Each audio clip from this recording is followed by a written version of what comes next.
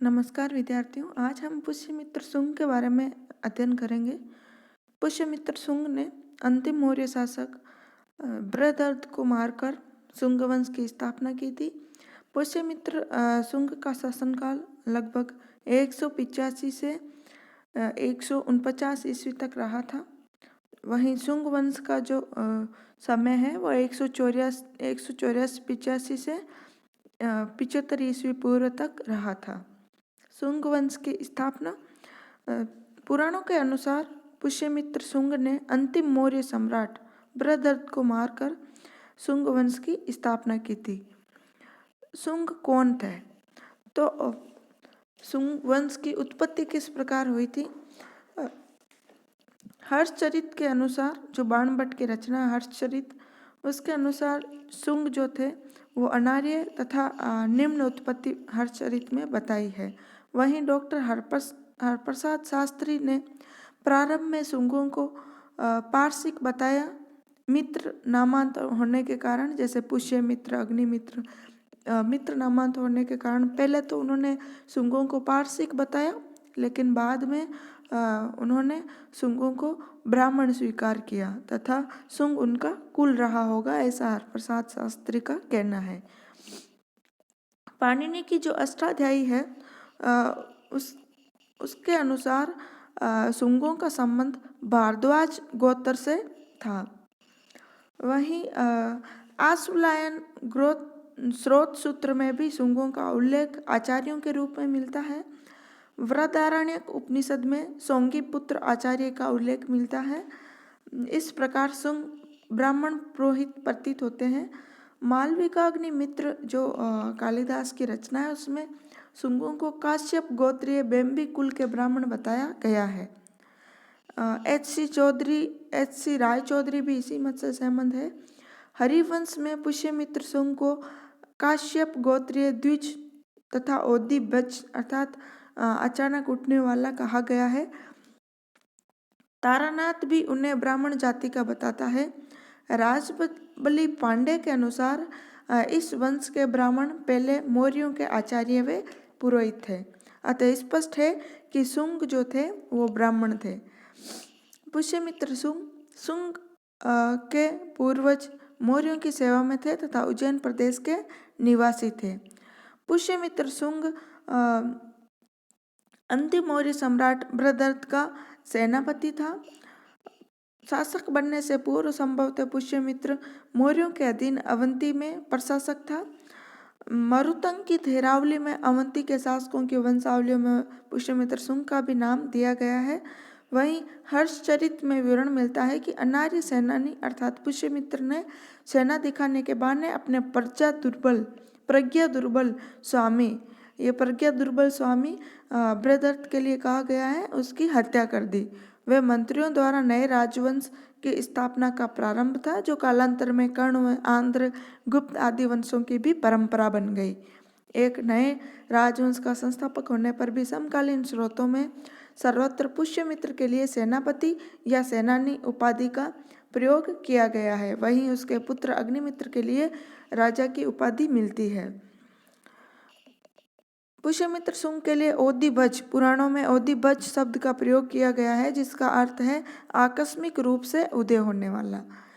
पुष्यमित्र शुंग की जो राजधानी थी वो पाटलिपुत्र, जिसको कि कुसुम ध्वज भी कहा गया है, पाटलिपुत्र थी। वहीं पुष्यमित्र ने विदिशा को अपनी दूसरी राजधानी भी बनाया था। विदिशा एमपी में है, जो कि जिसको वैस नगर भी कहा जाता था।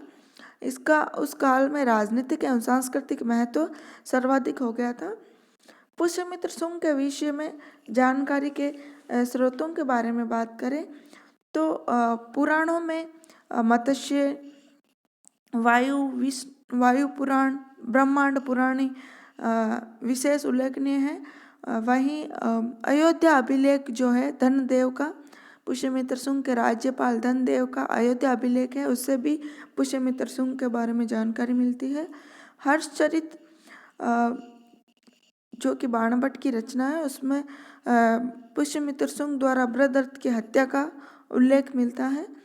महाभाष्य पतंजलि की जो रचना है पाणिनि की अष्टाध्यायी पर आधारित, उससे भी हमें शुंग वंश के बारे में जानकारी मिलती है। मालविका अग्निमित्र रचना जो कि कालिदास की है, जिसमें मालविका और अग्निमित्र जो कि पुष्यमित्र शुंग का पुत्र था उसकी प्रेम कहानी वर्णित है। इस रचना से भी शुंग वंश के बारे में जानकारी मिलती है। गार्गी संहिता, मेरुतंकी थेरावली, हरिवंश पुराण, दिव्यावदान जो कि बौद्ध ग्रंथ है, इनसे भी शुंग वंश के बारे में पर्याप्त जानकारी मिलती है। विदिशा अथवा वेश नगर का जो स्तंभ लेख है, शुंग वंश के 9वें शासक भागभद्र अथवा भागवत के शासनकाल के 14वें वर्ष तक्षशिला के यवन शासक एंटियाल किटस का राजदूत जो हेलियोडोरस आया था, उसने विदिशा में भगवान वासुदेव के सम्मान में गरुड़ स्तंभ स्थापित किया था। तो उस विदिशा के गरुड़ स्तंभ से भी शुंग वंश के शासनकाल के बारे में हमें जानकारी मिलती है। बरहुत का लेख, कौशाम्बी, अयोध्या, अहिचत्र, मथुरा से प्राप्त शुंगकालीन मुद्राओं से भी शुंगकालीन इतिहास की जानकारी हमें मिलती है। पुष्यमित्र शुंग के शासनकाल की प्रमुख घटनाएं। पुष्यमित्र के समय विदर्भ जो था, विदर्भ अथवा बरार, वो स्वतंत्र हो चुका था। यज्ञसेन जो था विदर्भ का शासक, वो विगत मौर्य नरेश बृहदर्थ के मंत्री का बेनोई था। विदर्भ का जो राजा था वो पूर्व में जो मौर्य शासक बृहदर्थ का मंत्री था, उसका ये यज्ञसेन बेनोई था।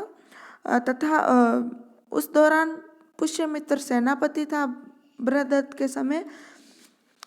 यज्ञसेन को शुंगों का प्रकृतीय मित्र कहा गया है, अर्थात स्वाभाविक शत्रु कहा गया है।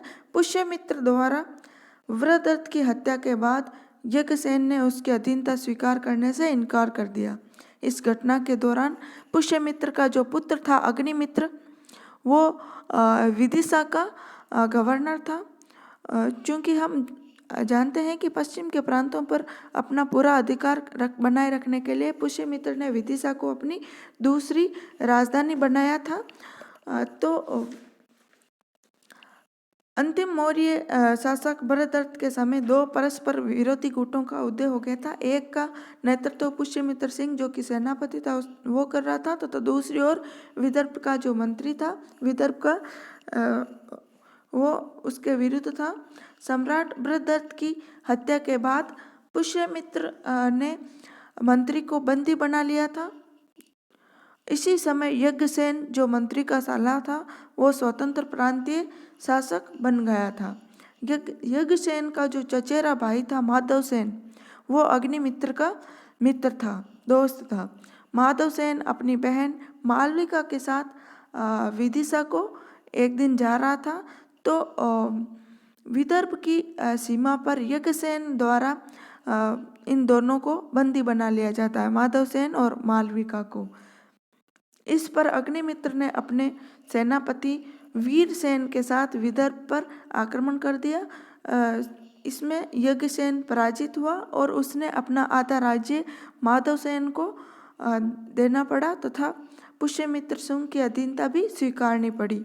वर्धा नदी दोनों के राज्य की सीमा रख दी गई। नेक्स्ट है यवन युद्ध। पुष्यमित्र शुंग के शासनकाल की दूसरी प्रमुख घटना है यवन आक्रमण। उसके समय में यवनों ने आक्रमण किया था। इसकी पुष्टि पतंजलि के महाभाष्य, गार्गी संहिता का युग पुराण तथा मालविकाग्निमित्र से होती है। पतंजलि के महाभाष्य में अन्यद्यतन भूत क्रिया के उदाहरण के रूप में लिखा है कि यवनों ने अयोध्या पर आक्रमण किया। यवनों ने माध्यमिका अर्थात नगरी चित्तौड़ पर आक्रमण किया। गार्गी संहिता में यवनों के साकेत, मथुरा, पांचाल तथा पाटलिपुत्र पर आक्रमण का संकेत है। मालविकाग्निमित्र में पुष्यमित्र के पौत्र वसुमित्र तथा यवनों के मध्य संघर्ष का उल्लेख है। संघर्ष का जो मुख्य कारण बताया जाता है वो है अश्वमेध के घोड़े को यवनों द्वारा पकड़ना था। जब पुष्यमित्र शुंग ने अश्वमेध यज्ञ किया था तो उसके घोड़े को यवनों ने पकड़ लिया था। इन प्रमाणों से भारत पर यवनों का आक्रमण होना तथा उनकी पराजय सिद्ध होती है, परंतु किसी भी प्रमाण में यवन आक्रांता के नाम का उल्लेख नहीं किया गया है। अतः यह प्रश्न है कि इस यवन आक्रमण का नेता कौन था। इस प्रश्न पर विद्वानों में मतभेद है। गोल्डस्टेफर, रेप्सन तथा स्मिथ के अनुसार आक्रमण का नेता मिनेंडर था। वहीं भंडारकर, रायचौधरी और जायसवाल के मतानुसार इस यवन आक्रमण का नेता डेमेट्रियस था। वहीं टोर्न महोदय के अनुसार, जिन्होंने अपनी पुस्तक Greeks in bacteria and India में लिखा है कि मिनेंडर जो था वो डेमेट्रियस का सेनानायक था और दोनों ने साथ ही आक्रमण किया था। जो भी हो, इतना निश्चित है कि पुष्यमित्र के शासनकाल में यवनों ने भारत पर आक्रमण किया था और पुष्यमित्र के पौत्र वसुमित्र के नेतृत्व में युद्ध हुआ था और सिंधु नदी के किनारे यवन पराजित हुए थे। नेक्स्ट है अश्वमेध यज्ञ। पतंजलि के महाभाष्य तथा मालविकाग्नि मित्र से ज्ञात होता है कि पुष्यमित्र शुंग ने अश्वमेध यज्ञ किए थे। धनदेव के अयोध्या अभिलेख के अनुसार पुष्यमित्र शुंग ने 2 अश्वमेध यज्ञ का अनुष्ठान किया था। पतंजलि उसके अश्वमेध यज्ञ के पुरोहित थे, जो कि गोनर्द के निवासी थे। यज्ञ का आयोजन ब्राह्मण व्यवस्था की संस्थाओं का पुनरुद्धार था। नेक्स्ट है बौद्धों का शत्रु। बौद्ध रचनाएं पुष्यमित्र शुंग को बौद्धों का हत्यारा तथा बौद्ध मठों और विहारों को नष्ट करने वाला बताती है। कहा जाता है कि पुष्यमित्र शुंग ने अशोक द्वारा निर्मित 84,000 स्तूपों को नष्ट कर दिया था। साकल तथा सियालकोट में उसने कहा, जो मुझे एक बौद्ध का सिर देगा उसे 100 दिनार दूंगा।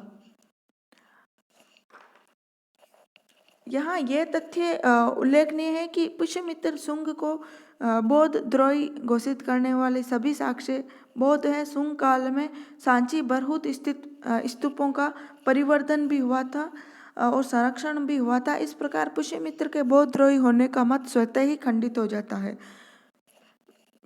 वास्तव में पुष्यमित्र शुंग की नीति धार्मिक सहिष्णुता की नीति थी। संभव है कि बौद्ध धर्म के साथ कठोर व्यवहार उसके यवनों के साथ संबंधों को लेकर ही हुआ था। मौर्य साम्राज्य के पतन के बाद ब्राह्मण धर्म को राजाश्रय देने के कारण कुछ बौद्ध अनुयायियों को वेदना हुई तथा वे साकल में यवनों से जा मिले थे। अतः साम्राज्य की सुरक्षा के निमित्त उन बौद्धों के विरुद्ध पुष्यमित्र शुंग ने कुछ कठोर कदम उठाए होंगे। दिव्यावदान से विदित होता है कि पुष्यमित्र ने कुछ बौद्ध मंत्रियों की नियुक्ति भी की थी। मालविकाग्नि मित्र से ज्ञात होता है कि पुष्यमित्र शुंग के समय में उसके पुत्र अग्निमित्र की सभा में भगवती कौशिकी नामक स्त्री थी, जो संभवतः बौद्ध मतावलंबी थी। पुष्यमित्र शुंग के उत्तराधिकारी। पुराणों के अनुसार पुष्यमित्र शुंग का जो शासनकाल था वो 36 वर्ष का था और शुंग वंशीय कुल 10 राजाओं के नाम पुराणों में मिलते हैं, जिन्होंने 112 वर्ष तक शासन किया था, जिनमें पुष्यमित्र, अग्निमित्र, वसुज्येष्ठ, वसुमित्र, आंध्रक, पुलिंडक, घोष, वज्रमित्र, भाग तथा देवभूत अथवा देवभूति थे। अंतिम शासक जो देवभूति था वो विलासी प्रवर्तित का था। उसके अमात्य वसुदेव ने उसकी हत्या करके कर्ण वंश की स्थापना कर दी।